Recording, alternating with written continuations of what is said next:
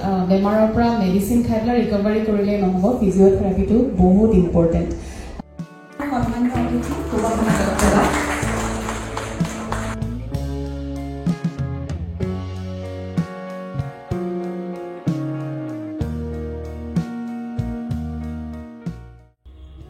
নমস্কাৰ, মই ডক্টৰ হিমাংশু বৈশ্য। প্ৰত্যেক বছৰে 8 ছেপ্টেম্বৰত আমি ৱৰ্ল্ড ফিজিঅ'থেৰাপি ডে অৰ্গেনাইজ কৰোঁ। এই বছৰো আমি হেল্থ চিটি হস্পিটেলত অৰ্গেনাইজ কৰিছোঁ, ৱৰ্ল্ড ফিজিঅ'থেৰাপি ডে 7 তাৰিখে কৰিছোঁ।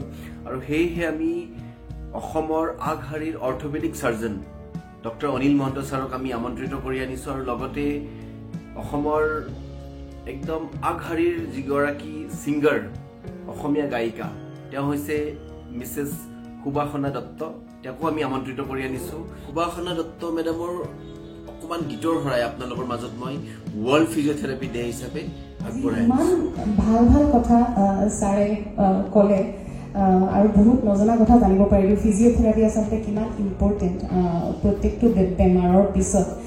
বেমাৰৰ আচলতে মেডিচিন খালেই নহ'ব, ফিজিঅ'থেৰাপি আচলতে গোটেই বডিটো হিল কৰাত সহায় কৰে। ফিজিঅ'থেৰাপিৰ ইম্পৰ্টেঞ্চটো আজি বহুত ভালকৈ গম পাইছোঁ যে অকল মানে এক্সিডেণ্টৰ ক্ষেত্ৰতে নহয়, প্ৰত্যেকটো বেমাৰৰ ক্ষেত্ৰত যে ফিজিঅ'থেৰাপি কিমান ইম্পৰ্টেণ্ট। সকলোকে ধন্যবাদ জনাইছোঁ। আৰু প্ৰথম গীতটি গাইছোঁ, এই গীতটি যোৱা বছৰ মোৰ বৰ মৰমৰ এটি গীত, জোনবাই। মই নাজানো ইয়াত সকলো ব্যস্ত থাকে, সকলোৱে সকলো গান শুনিবলৈ সময় পায়নে নাই মই নাজানো, কিন্তু আজি দুটা গীত আপোনালোকৰ আগত গাম। আশা কৰিছোঁ আপোনালোকে ভাল পাব আৰু এনজয় কৰিব।